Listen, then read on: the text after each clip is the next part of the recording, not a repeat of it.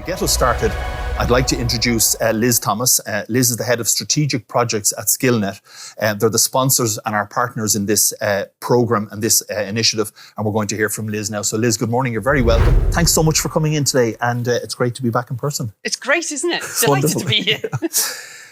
Maybe tell us about you very briefly, head of strategic projects. What are you doing at Skillnet? So, like you say, I'm head of strategic projects, and generally I look after everything that's atypical of our usual model. So I look after new projects, new investments, new ideas, and ways of moving the Skillnet Ireland's business forward to help businesses in Ireland become more successful by looking at talent development and workforce development. Okay, and if I widen that out then, Skillnet Ireland, explain to us, to the audience we have here today, but also to our virtual audience, what is Skillnet Ireland? What are you trying to achieve? So Skillnet Ireland is a business enablement agency of the Government of Ireland.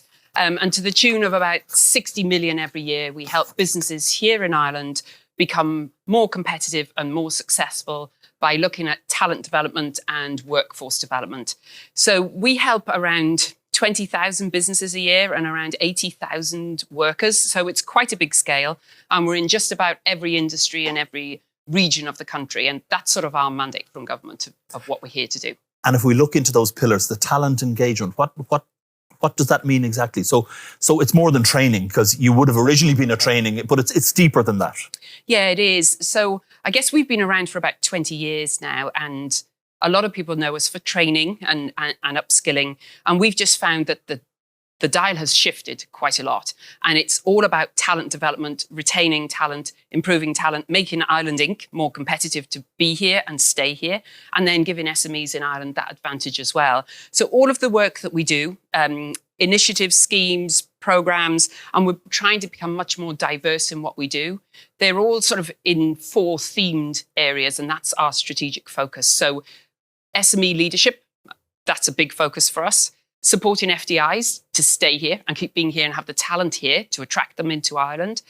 The climate agenda, that's a really big piece for us now over the next few years. We've taken an early position in that with our Climate Ready campaign, and we're trying to help all businesses in a sector agnostic kind of way get their people in their business ready for what's coming in the future. And then lastly, it's digital and automation. And we talk about digital transformation a lot, and it's been a hot topic agenda item for a long time. But in the last year and a half, that pace has started moving very quickly. And even for us in the public sector, the pace of change has been unparalleled. And there's quite a famous saying that it'll never be as slow as it is today. So it's just going to keep on going and going.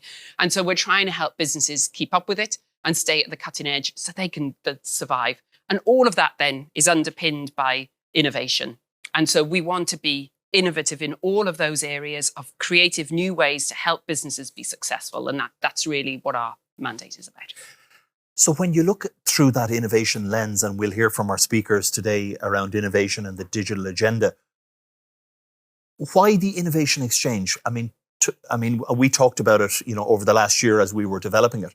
But what, in your mind, I suppose, what was it that said, yeah, this is something we should be doing? Yeah, well, we started talking about a year ago now. Yes. of an idea of an innovation marketplace. And you know what, when we first started talking, it was a bit of a no-brainer. First of all, it was a really innovative idea of bringing multinationals together and SMEs together and helping them through that journey in a way that they might not have got there on their own. So without this sort of structured support in the middle, they wouldn't have got there. I think as well for businesses, when you look at business impact, it's so easy and so tangible to see the business impact. So for an SME, they get access to a multinational in a way they wouldn't have got before. And that can save them a lot of time and money that they would spend doing it otherwise. And for multinationals, to be able to come up with an alternative model of innovation, not just in-house innovation or the way they've done it before, it's win-win for both sides. So for us at Skillnet Ireland to support something like that, which is really different from the way we typically work, it was, say, a no-brainer. We were kind of all over it. And our partnership with Dublin BIC is so strong, and you had so much credibility to bring to the table on it that it was an easy and obvious partnership to do it through Dublin BIC as well. Fantastic, thank you. Talk about the innovation change, because you said the model was slightly different. And maybe just from your perspective, how is it different? What do you normally do and why is this different, I guess? Well, our typical model is that we work with over 50 industry partners, so just about every different industry that you can think of in the country in every different region. And then we work with over 70 Skillnet networks, they're called. And those networks bring together clusters of companies in that area, and they look at what that industry needs, and then they build solutions. And that's typically how our model has worked for 20 years very successfully.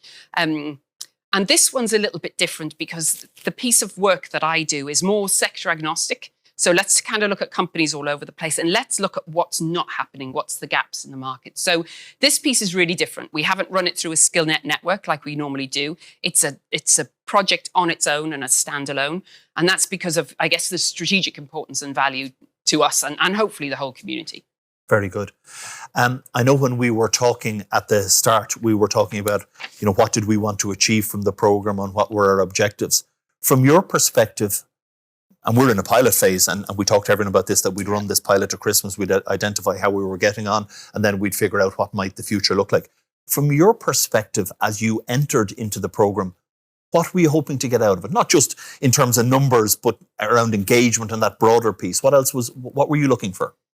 Well, I guess, first of all, it's the pilot phase, and we knew that from the outset. So we wanted to road test the concept. Could we enable an innovation marketplace that would work? I guess the ultimate piece we wanted to get to was, can we get a landed PO here? Can we get a deal, or multiple deals, hopefully, that would really prove the value? And then could we change the way that companies currently work, or enable them to grow, work differently? And I guess the business impact piece was the bit we were really looking for, more so than a training or an upskilling or a development of people. This was really a business impact piece. That was what we really wanted to get out of it. And when you say so we have defined success in a very narrow way, arguably, around there's a PO. Yeah. But, so we're under pressure. Everyone just can we get... I just want to put that out there, yeah. But there are other business impacts. So what are you seeing as we work through this program around the engagement model, around how the ecosystem is starting to come together, because there are impacts as well? Even from day one, when you guys first sort of said, right, let's go, let's launch. And we've done this in a non-public way. So it's in its pilot year. Nothing has been publicly launched. And the take-up and the response you got, even in the first 2 weeks, we knew there was some magic going on here. That, we had over 130 applications in the first week. The multinationals seemed to be totally on board. Everybody got it really, really quickly. So we knew that something special had happened, and it was in line with what we thought, which isn't always the case. We often think we have great ideas, and then it doesn't pan out that way. So that was really super. And then I think as things went along, we started to see other side effects sort of falling out of this. The SMEs looking to collaborate with each other and pitch to MNCs. We hadn't factored that in, that could be an outcome. But what an amazing outcome that would be. And I guess one of the other things that we hadn't really thought about was that SMEs might want to buy and sell from each other, even in spite of what the multinationals had come to pitch, that there were other opportunities, and all these business leads and opportunities have popped up. And I know we're working through them, and we haven't quite got a model to facilitate all of that, as well as the pilot in its original intention. But some of those things have been really special. And I think, lastly, I just want to say as well, the vision and the leadership that Dublin BIC have brought to this program has been second to none. And I'd love to take loads of credit for this program, but I can't, because it's you guys. And I think the credibility that you have with small businesses and multinationals here, without that, I don't think that this would have come off the ground at all. It's very nice, very kind of you to say. Thank you for that. And yeah, I think, we said at the outset that our job is around the enablement, the collaboration and the connecting. And I think so far, and, we're at probably 2/3 of the way through the pilot. So we now get into where can we get corporates together, can we get SMEs together, and can we start getting some business done? But thus far, I think I'd agree with you that the engagement has been really rock solid, and from you as well. Can I ask you, what would you like to see more of? So obviously we're going to discuss with you as we come to the end of December what next year might look like. We'd like to roll this out on a national programme. And as we consider that, I'm writing my own tender here. What would you like to see more of? I'd expect nothing less. I think for sure. I mean, the pilot phase, like we said, it was kind of done in a silo in a little bit of a bubble. So we definitely like to see, can the model now be repeatable to other verticals, other industries, other sectors, more nationally as well? And I know we're already sort of in conversations about that for next year. I think what I'd like to see more of as well, and as it's a pilot phase, this is coming through, I want to make sure we see plenty of momentum, that keeps moving forward. And I think one of the things we'll be able to do is, I guess, a bit more clarity in that user journey. A lot of that has been, we've brought everybody along step by step, maybe not being able to give them the full journey vision from the start. So I think those things, and I really had to think to find things that you could do more of. Yeah. Okay. I'm happy to take questions from the floor if anyone has one. I'm also happy to take any questions that we may have from our audience virtually. I'll keep going. If you do want to jump in, raise your hand. I'll take it from the room, or I can take it from anybody online. As you, again, going back to think about next year or over the next couple of years, and you mentioned there, vertical sectors, we could widen out some of the sectors. Yeah. Where are you seeing opportunities in those sectors as you look out across? I mean, we did go out at the start and we'd very much a broad brush, and we've brought in everyone. But what are the sectors that you're seeing, or where are the opportunities might lie? I think that the model could be replicated just about anywhere. And I know some of the discussions we're having, I think in pharma, in medtech, life sciences, that kind of area, I think that could be really big. I think what I'd like to see as well is what happens when we push this publicly and push it nationally, because this is all kind of happening under the radar at the moment. Yes. And that was our intention in the pilot year. I think when we go national with it, we're going to have a big challenge, a good challenge on our hands to sort of solve. And one of the things I'd sort of like to see is, as much as we can sit here and talk about it, and we know the value of it, and we know what we were trying to build and why, I'd love to see more of the stories coming from the people that are in the program. And that's really the impact piece. For the multinationals, has it changed? Has it brought something new to the table for them?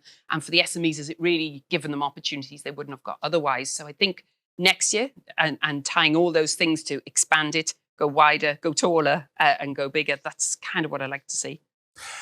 And if I could go back up, you mentioned up at the start around innovation, and you talked about kind of the what are you seeing out in the market around? So we heard about a lot of innovation. I chatted with Tim, one of our participants last week, and we talked about Industry 4.0. Maybe because we are going to hear about it, but I'd love your view on it, Liz. Like, what is happening in innovation? Like, how fast is it moving? You said it'll never be as fast, as slow as it is today. But what are you seeing from a Skillnet perspective? You mentioned twin pillars of climate and digital transformation or innovation. That's kind of from government. We hear that message from Europe. We hear that message. Yeah. What's your take on those kind of twin pillars, and what are you seeing? I think in innovation of what we're seeing in small businesses, and we run an awful lot of programs for small businesses, that innovation is starting to mean an awful lot of different things. Traditionally, innovation was always associated with a new product or a new service or customer-facing pieces. And we're seeing a lot of innovation within businesses because they've had to innovate to automate their processes, build more technology, enable remote working, now enable hybrid working, or maybe continue with remote ever. So I think innovation has taken on a whole new lens where people just need help everywhere to keep up with the pace of change that's happening. And we see that across all of the sectors. And it's been the same throughout the COVID pandemic. We ran another program helping small businesses with one-to-one mentoring. And when we started that at the outset of COVID, we figured that everybody would need help managing their finances. What do I do with my employees? What do I do? How do I manage my money? How do I stay afloat? And we were completely wrong. What we saw were people were really interested in, I have a business, how can I pivot that now to cope with what the new world looks like? What else can I do with the structure and the people that I have right now? So I think the innovative mindset of the SMEs that is always known, it was there, it just came right to the fore in the last year and a half. And the ways they're thinking of innovating are just slightly different to how we would usually conceptualize innovation. But it's very interesting what you say, that the innovation was forced, if you will. Yeah. And it was an innovation almost, if I don't do this, I'll die. Which was very different from, let's get this theoretical model of innovation and map out frameworks for the next 4 years. There was an innovation which is, do this now. Yeah. And often innovation comes from, there needs to be an impetus, a reason to change, because sometimes it's so hard to change and take a look at what you have in front of you and really make real change in your business. But when it's forced onto you, I think the last year and a half has shown how resilient and how ambitious the SME sector is in Ireland, and way beyond what we'd anticipated. We just thought everyone would want to know, how do I just survive and keep the status quo? But totally wrong. It was, how do we flip it and use it to our advantage, which I think was really special to see. I'm going to just, if I may, Liz, Louise, we'll take that there. I won a piece of business from a multinational, 25,000 euros, 6 months to get on the vendor management system, Ariba. We did the piece of work. It was amazing. We had beautiful data. And then our business sponsor put it in the procurement system. He put in a line item for 1.6 million euros of a project. And it stopped. And when we asked, why did it stop? They said, at that volume of business, you're not EY and you're not Accenture, and we're the procurement system and we decide. How do you think we as a community can compete with that? I'll have a go and then you have feel free to. Thanks, Liz. Well, I think one of the very reasons we set up this program was that procurement piece is one of the biggest blockers, right, for SMEs getting into multinationals, or the public sector even more so, but even multinationals. And we've always seen that the actual buyers, the people that want your product or your service, they get it and they get what you can do, and they're not worried about your scaling position. But then procurement can often be separate to the buyer. And when it gets into procurement, it either stops or it goes slow, or it gets shoved into a funnel that is not what either you or your buyer were anticipating. And we were really conscious for SMEs, that's a really timely process. It's a really costly process to go through all of that to get stuck. And one of the things we were hoping to do in the Innovation Exchange was start, I guess, setting the playing field clear from the start. And I know some of our multinationals have come on and spoken really clearly of, look, if you're not this, you just can't get through. So at least you know at the outset that this isn't my bag. This is not what I'm going to go for. But one of the things we wanted to do with Conor and his team's intervention there is guide you through that process so the momentum doesn't drop. The guys here can intervene in the middle of that. We have account managers for the multinationals as well as the SMEs. So whilst I totally appreciate your problem, and it's a very real one, I hope we'll start moving the dial a little in this program. But I don't know if you have any better insights in I think the real world. I think you've captured it, Liz, and I think hopefully the difference we're making, Paul, and our hypothesis that we're exploring is that working with our corporate customers, working with our MNC customers, because we'll have that closer collaboration, we won't end up with kind of it going off. We not alone make the connection. These programs, you make a connection and then everyone walks away from it. What we want to do is stay in the middle, and we want to work with both parties to kind of move this forward such that we can avoid some of those. Go on, Tim, go ahead. So I used to work in Dell, and I used to procure millions of euros worth of equipment every year, and procurement were a key part of the process. But we, as engineering, bringing in all this equipment, we never let procurement control what we did. So if we wanted a vendor, we were getting that vendor. It mightn't be, procurement are always looking for the best price. They always wanted their pound of flesh, 10% of a saving. We give them that piece, but we ultimately were accountable for the solutions going in. So now as an SME, or now as a startup working with multinationals, there's no easy answer to this, but what we do is we work with the engineering team, operations teams, and it might start with a small project that doesn't come under procurement radar. We do a really, really good job on it, and we really get the customer, whether it's operations and engineering, really wanting our product. And then then in a lot of cases, you can't fix it easily, but once you get the users really wanting your product, and if they're really good at it, they'll deal with the procurement department. So it's not the right answer, but it's one way of, you got to chip away at this, and getting the users really wanting your product is key to dealing with that procurement problem as well. Very good. Yeah. Very good. Thanks, Tim. And Paul, thanks for the question. Liz, we're out of time. I'm going to ask you one last question before I let you go. And it is, when I have you back here in a year's time for the next one of these events, what will success look like? What will we be looking like in a year's time? I think In a year's time, it'll be great because I think we'll have run through at least one full cycle of this all the way to the end. I would love to see here the stories from the SMEs and the multinationals of look what we did together. And as well as all the other scaling things I want to see, I really like to hear those sort of success stories that we made a difference to real people's businesses. Fantastic. Liz Thomas, Head of Strategic Projects at Skillnet, thank you so much.